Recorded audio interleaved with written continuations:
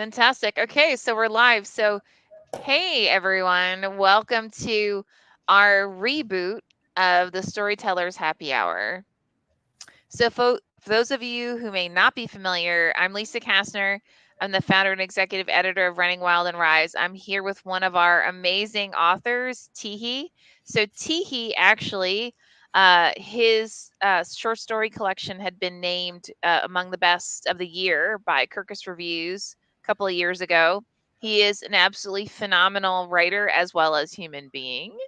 And we will have an announcement in the near future regarding Teehee's next work. All that aside, the reason we're here is Teehee and I had begun this phenomenal series called Storytellers Happy Hour, where we typically invite a couple of authors and writers that we're friendly with to come have a drink. And what happens is, well, Teehee will explain the process in a minute. And we just basically have a good time. Previously, this was simply pre recorded. Now, the way we're doing it is it's live streamed and recorded. So if you're watching this and it's after the live stream, it's no big deal. Just go ahead and watch the baby. Have a good time. Grab a drink on your own. If you don't drink, grab a virgin, whatever your favorite is, and A just have a mocktail. blast. Totally. Grab a mocktail. So with that, I am going to hand this off to Teehee, who will explain what we're going to do. Yay! Hello, everybody. So yeah, this is our reboot, or also like season 2. So if anybody watched this, maybe not last year or the year before, season 1, we'll call it. What we did is I had like a bag or a jar of prompts that I would just make up. And we would for each person, we'd pull randomly a prompt, and then you'd have to come up with the story. So now in the reboot, we've gotten a little bit of a high-tech upgrade.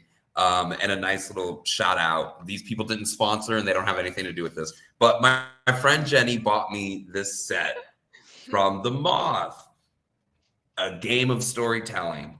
And if you look inside, it's basically 2 card decks full of different kinds of prompts that were created by the creative minds at The Moth. And you know what The Moth is, right, Lisa? Yeah, I'm familiar. I'm going to assume that most people know what The Moth is. But yeah, it's a Well, wait. storytelling competition. Yeah. I was gonna say Um, just tell them. yeah, it started as a storytelling show, became a storytelling competition, is now a podcast, and started in New York City, but it's all about the art of live storytelling. That doesn't mean you can't have things that are prepared. Full disclosure, I've competed a couple of times at The Moth. I made it to the finals. Never won, but that's okay. Um, I don't have any bad feelings Yay! or anything. But yeah, it's live storytelling. So if you're ever out there, most major cities will have some sort of live storytelling thing, I think, going on if your city is cool enough. And you should definitely check one out. And thank you for being with us here. We'll give you a little tidbit of what this is like.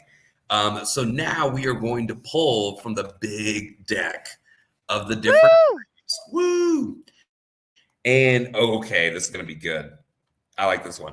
All right, let me pull it up. Okay. Food. So that's the general theme. We're both going to tell a story about food. It can be any kind of story that we want to tell. The idea, though, is that it does have to be real. Mhm. Right? Yeah. Totally. Yeah. Yeah. Okay. Okay. I mean, Okay.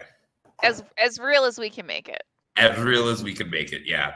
Um, okay. Cool. So, do you have an idea for your story, Lisa? I'm just gonna make crap up. I mean, based on reality, but you know what I mean. Yeah. Hmm. Yeah.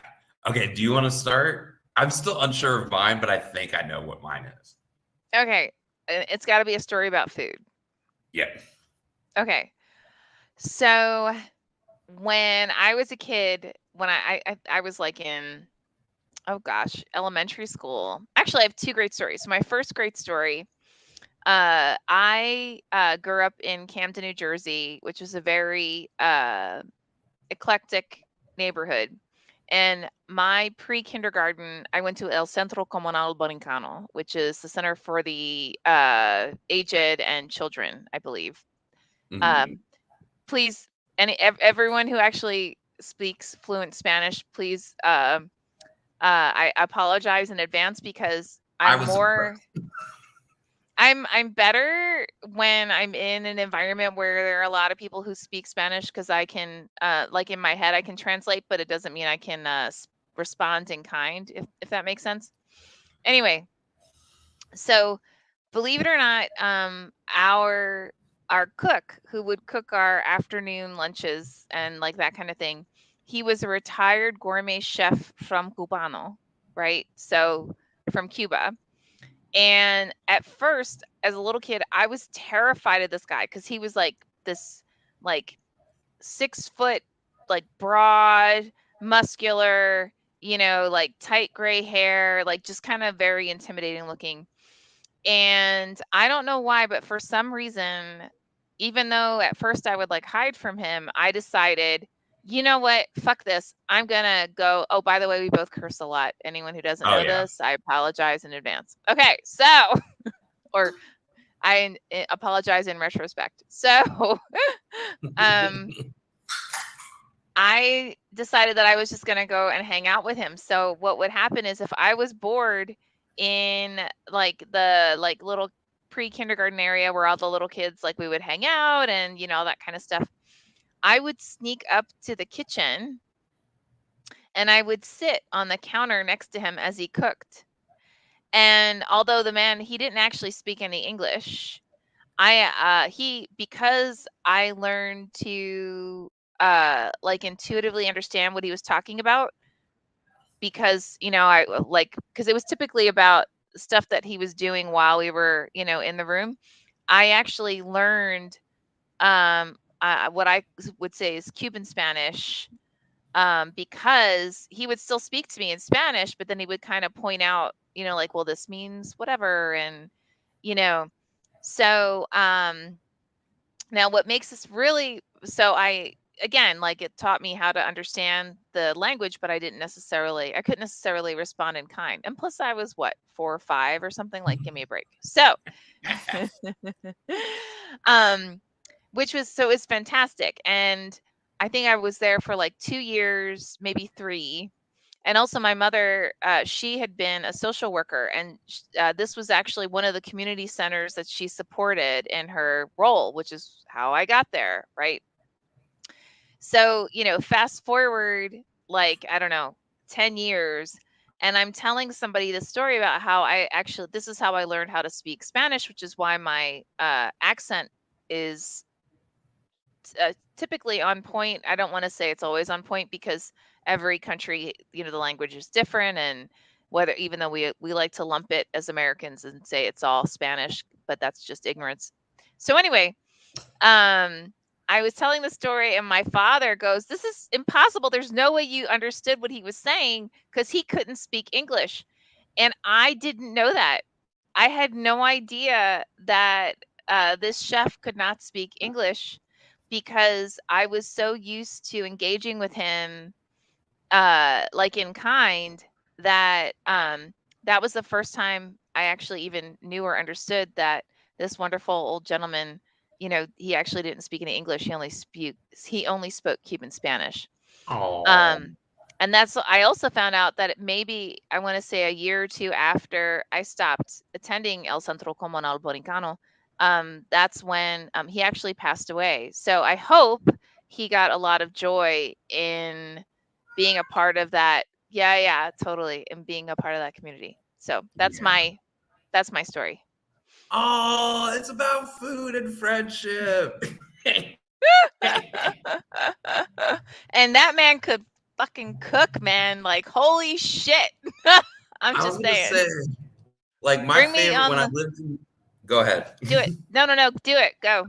When I lived in Brooklyn, one of my favorite restaurants was a Cuban restaurant, and like literally everything there was fire. I was like, you can't go wrong with a single dish. Like Hell yeah. it's all good. Anyone says plátanos to me or plantains, my heart goes pitter patter, and I'm just like, Like, bring it. So anyway, sorry. No, and then the other thing that's funny is that because also if people don't realize, so I live in Mexico. I live in Puerto Vallarta, so I live in a Spanish-speaking country and everything. So like Mhm. most Americans are shocked that Spanish is not uniform all throughout Latin-speaking world. But my Hmm. like return question is like, do you Why is understand every English speaker in every part of the US? damn And they're straight? like, oh no, we Well, all speak a little different. and England, Ireland, Scotland, right? Like, Mhm. it's completely illogical for anybody to think that way. But Yeah, that it's all somehow uniform everywhere. Because even like, even ow, oh my cat. Okay. Also, update for season 2. In season 1, I did not have a cat. Now I have a cat, and he gave a charge for his attention that involved claws. oh my God, that's like a new thing. That and biting without like biting to get your attention. Like, I've Yeah. had cats my whole life, and this is the first cat I ever had who ever did that. But anyway, sorry. I keep Oh, interrupting you, and I'm just an ass. this cat does a lot. He's wild. And he Mm, does bite to get my attention. It doesn't hurt, but it like gets my mm-mm, attention. mm-hmm, But this time he just popped up out of the corner and sunk his claws into me mm. and then ran off. Aw. You bitch. Oh, he'll be Oh, back. Like, yeah, he'll totally be back. he'll wait for me to be like really into my story and fill in my stride and then run up and be like, fuck you. Hell yeah. Yep. That's exactly it. Totally. Mm. That's how cat's brains work. Okay. All right. So my story about food starts with DUI school because so technically I never had a DUI, but I did have to take DUI because the judge told me I had to. And Okay. that was a condition for me getting out of jail. We're not going to talk about it. I'm out of jail. But I had to go to DUI school. So I'm in DUI school and I end up meeting this friend. I'll call her Hannah. I was about to call her Sarah, but I'm like 90% sure her name is Sarah. Uh, oops. I'm writing a memoir, failing at All good. it. Just pretend. Play pretend. Yep. Like, different Hannah. name, different name. Yeah. Mm. Hannah. Okay, so my friend Hannah, we're like smoking cigarettes in between breaks, and we're like becoming really good friends during DUI school. There was actually like 3 or 4 of us who like became really good friends. Oh, And so she cool. told me that because I went to school in rural South Georgia. So she Mm. was like, I work at the Crinder facility, which is a chicken meat processing plant. And I was like, Mm. oh, that's interesting. I came over to her house one time for a barbecue. We were all awkward about like, I was like, should I have brought beer because we're still technically at DUI school, but like I don't know. And she's like, thank God you brought beer. I didn't know if I was supposed to have anything. And I'm like, okay. Mm. Um, so we're drinking and talking and hanging out. And then she tells me that she works in research and development for a company that handles a lot of microwave chicken products and a lot of chicken products for fast food. Research and Uh-oh. development. So she just comes up with new ways to microwave new kinds of chicken. And she was like, do you want to Okay. see? She has a cooler full of like chicken stars, chicken anvils, like 3-dimensional chicken structures, like also your like, your chicken breast, whether it's breaded or non-breaded. And like she just had like a whole thing. Mm-hmm. Right. I was like, whoa, because I was a broke college student in undergrad. And she was like, do you want any of this? And I was like, I will take whatever chicken you have to give me. It's like, chicken nuggets, Wow. popcorn chicken, chicken rings, chicken like ringlets, like the same thing as those curly fries, except for it's Mm-hmm. all chicken. Hmm. And chicken fish, so it's in the shape of a fish, but it's Mm-hmm. chicken. Uh, Mm-hmm. so many weird things. And so I have all this chicken at home, and so I'm like eating it, and my friends will come over, and they're like, "Dude, this is really good chicken, especially the chicken burgers." And they're like, "Where did you get that?" And I was like, "Oh, it's a hookup I have because I felt ashamed about being in DUI school as someone who's a Mm. pedestrian. as a Mhm. life vocation. Like, how did I Mhm. end up in DUI school? I don't drive vehicles. I Mhm. definitely do drink, but another story for another time. So I'm like, Mhm. oh, I just have this friend who has like the hookup on a bunch of chicken. They keep asking me and they keep asking me. And then finally, during DUI school, during a break, I was like, like I'm kind of broke. And I know that like you're a little broke too. Like, Mhm. I think I can sell some of your excess chicken product to like college students for pretty good money. Like, Hmm. and she's like, oh my God, let's do it. So, so she'd come to my door really late at night, and this big styrofoam box that had like dry ice at the bottom. So it's like Wow. frozen chicken products. And like that whole week, I would go around to my friends. Oh no. The first time I Mhm. actually sold black market chicken, she came over with all of it. I invited all of my friends. I'm sorry. Keep going. You know how like those like the Avon lady has like a makeup party, or the people who sell sex toys have like a sex toy party. I was like, we're Yeah. gonna have a microwaving chicken party. Like, I invited my friends. I'm like, here's all the different products, and like, bing, put it in the microwave, bing, like, and then served it to everyone for free. They loved it, and then I was like, Mhm. okay, I'm ready to start taking orders. And so people were placing orders. They were recommending other people to me, and like I had these like a standard two chicken patties, like hamburger Mhm. patties, two Mhm. chicken things like a Chick-fil-A chicken, the chicken that's in there, and then a baggie of chicken nuggets was like my intro package if anyone was interested. And I'm like, Okay. they're like, oh, like how much does it cost? What is the order? And I'm like, no. Let me come to your house. Let me microwave you some chicken, and Oh you my decide how much god. you're going to pay for my primo grade A research and development black market chicken by microwave. Oh Uh, my god, I love that so much. I so love that so much. she would come and she would like weekly drop off really late at night, and I would have all these individual packages because I had different orders for people, and then I'd throw them in my backpack, and then I'd like walk around campus at night, like text people like I'm outside your door, and like the cops drove by, and I got like really afraid. It's like, oh no, they're gonna catch me, and then I'm like, wait. My black market chicken. Yeah, it's like you have a backpack full of chicken. Like, that's not technically illegal in any way. No, not at all. Nope. Repackage some chicken. So then, like, yeah, so then I started selling. We started doing really good, but like, oh no, yeah, okay. We started doing really good, and we did both get a little greedy. Mm. But at a certain point, I was like, okay, this is a little bit much. Like, maybe we should recruit another person to go and sell. And she's like, no. And she kept doing like stealing from her job more and more chicken that we could Wow. sell on the black market. And Oh. she got caught and lost her job. Aw. That was like 2 or 3 months after DUI school. And Mm. like, I guess we weren't as good of friends because I think she moved. I'm not totally sure, but she didn't have any more chicken. So I just didn't really talk to her anymore.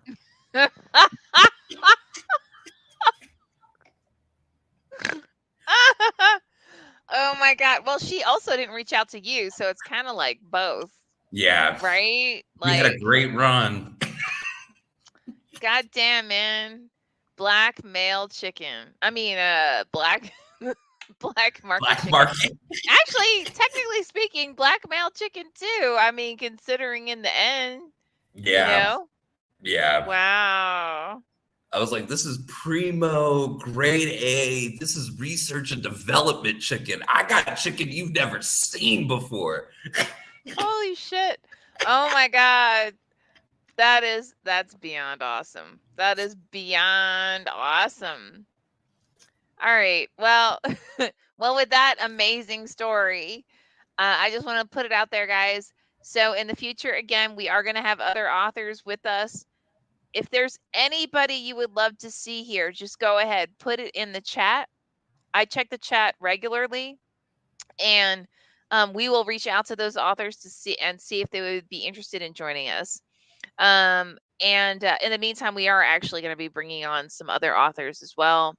mostly primarily from Running Wild and Rise.